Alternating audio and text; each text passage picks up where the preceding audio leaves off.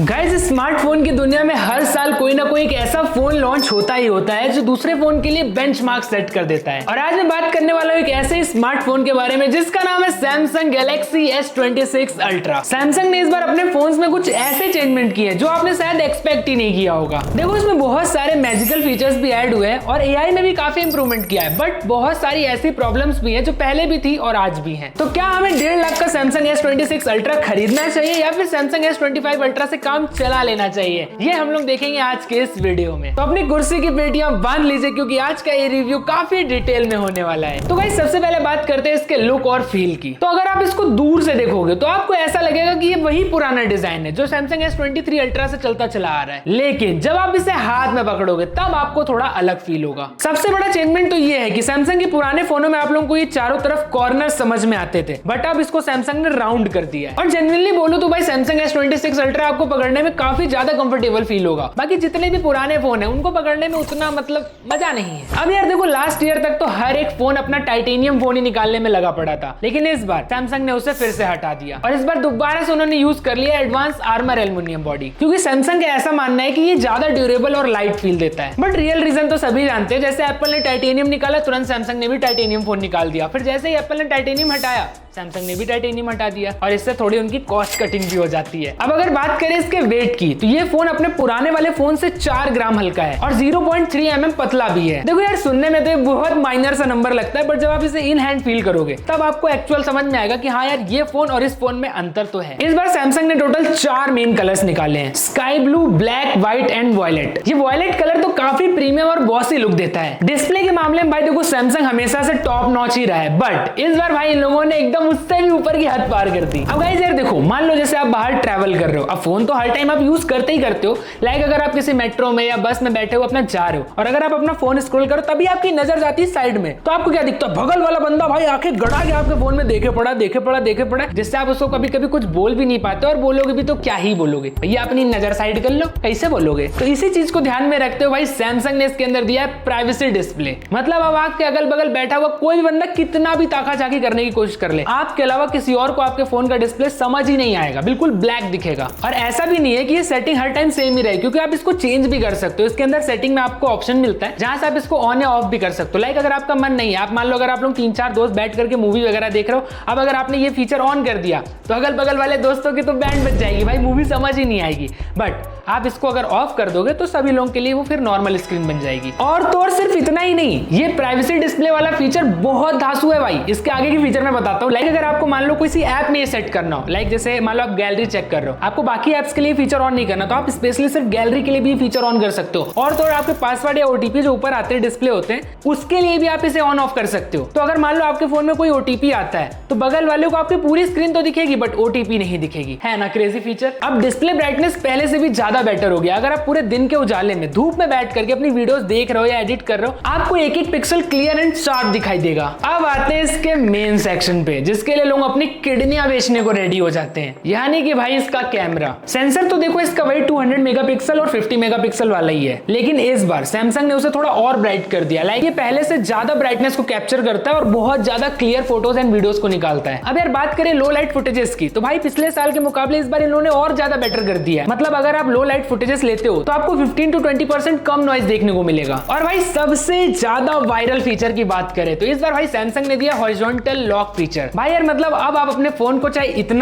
इतना पूरा ही क्यों ना घुमा दो, इसके अंदर का कैमरा इतना स्टेबलाइज्ड है कि आपकी फुटेज बिल्कुल भी शेकी नहीं समझ में आएगी। भाई मैंने तो यहाँ तक कि देखा लोगों ने अपने कार के व्हील में भी फोन फंसा करके भाई पूरा चला दिया, एक तरफ आईफोन एक तरफ सैमसंग। भाई सैमसंग का फोन एकदम स्टेबलाइज्ड वीडियो निकाल के दे रहा है, मतलब भाई क्रेजी है यार। मतलब कुल मिलाकर के अगर आप अपने फोन से कोई वीडियो शूट कर रहे हो तो आपको गिम्बल की जरूरत ही नहीं है। फोन चाहे 90 डिग्री घुमाओ चाहे 180 डिग्री घुमाओ, कोई टेंशन लेने की बात नहीं है। सब में आपकी फुटेजेस एकदम क्लीन, शार्प और एकदम धांसू आएगी। और सच बताऊं, अगर आप ब्लॉगिंग करते हो तब तो भाई एकदम कमाल का है। मतलब आप अपने फोन को बस यूं रख दो, जितना मर्जी उतना हाथ हिले डुले, कोई दिक्कत नहीं। ये तो भाई मतलब इसके लिए बिल्कुल बच्चा है। अब बात करें इसके सेल्फी कैमरा की, तो भाई 12 मेगापिक्सल का ही सेल्फी कैमरा दिया गया, बट पिछली बार से क्वालिटी काफी इंप्रूव करी गई है। मतलब आपकी फोटोज बहुत ज्यादा क्लियर आने वाली वाली है। अब बात करें इसके 100x जूम की, तो भाई जेन्युइन बता रहा हूँ, पिछली बार की तरह ही सेम टू सेम ही है। हल्का सा आपको शेकी और ब्लरी समझ में आ जाता है, उसमें कुछ ज्यादा इंप्रूवमेंट नहीं हुआ है। और डेली लाइफ में बोले तो भाई 100x इतना यूज भी तो नहीं होता है। बाकी भाई मेरे को ये 100x जूम एकदम यूजलेस ही लगता है। मतलब भाई मेरे पास खुद भी सैमसंग का फोन है, मैं कहाँ रोज चांद की फोटोज खींचूंगा भाई। एक बार हो गया, 2 बार हो ठीक है, इससे ज्यादा कोई नहीं खींचता।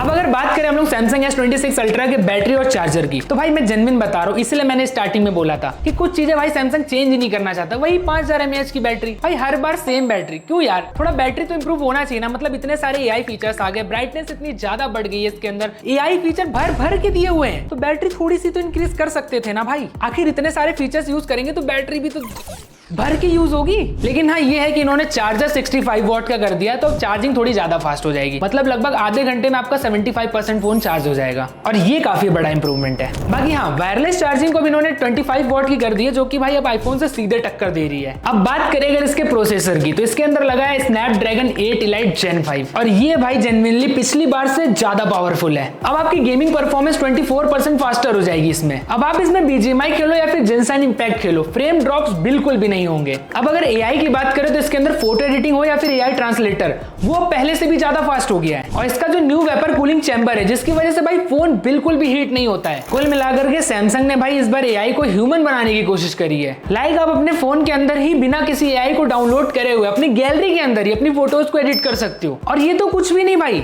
इसके अंदर एक और तगड़ा फीचर है। लाइक मान लो आप लोग कुछ महीने पहले आप या आपके दोस्त लोग सब लोग कहीं घूमने गए हो, ठीक है। अब आपके दोस्त ने बोला भाई ये फोटो मेरे को भेज दो। अब आप जाओगे पर्सनली सर्च करोगे फोन में, ढूंढोगे अच्छा उस डेट पे थी, हाँ ठीक ठीक ठीक निकलेगी तब फोटो। बट अब आपको ऐसा करने की कोई जरूरत नहीं है। इसके अंदर जो इनबिल्ट AI है उसमें भाई आप डायरेक्टली इसमें फोटो सर्च कर सकते हो। लाइक आपने सर्च करा अगर रिवर फोटोज, तो रिवर की जितनी भी फोटोज होंगी ये आपको तुरंत निकाल करके दे देगा, और नीचे आपको सेंड का ऑप्शन भी दे देगा। डायरेक्टली आप उससे दोस्त को सेंड भी कर सकते हो। इसके अंदर एक और फीचर है ऑडियो इरेज का। लाइक अगर मान लो आप यूट्यूब पे कोई वीडियो देख रहे हो, उसके अंदर बहुत ज्यादा नॉइज आ रही है, तो आप इसके क्विक सेटिंग में जाकर के ऑडियो इरेजर को अगर ऑन कर दोगे तो सारी नॉइज एक ही बार में क्लीन हो जाएगी, और आपको फिर सामने वाले वीडियो की आवाज एकदम क्लियर सुनाई देगी। अब सैमसंग का जो Bixby फीचर है ये अब पहले से भी ज्यादा इंटेलिजेंट हो गया है, क्योंकि अब ये परप्लेक्सिटी AI यूज करता है। आप इससे कुछ भी पूछ लो, ये रियल टाइम में इंटरनेट से सारी चीजें स्कैन करके तुरंत जवाब देगा, वो भी एकदम सटीक। मतलब पहले ये बोल देता था आई डोंट अंडरस्टैंड दैट, अब नहीं बोलेगा। बट हाँ यार, अब S पेन के साथ एक बहुत ही गंदा मजाक हो गया भाई। अब ये फोन के जो कॉर्नर से ही राउंड होने की वजह से S पेन भी इसका राउंड सा हो गया है। मतलब पहले क्या होता था कि आप S पेन को चाहे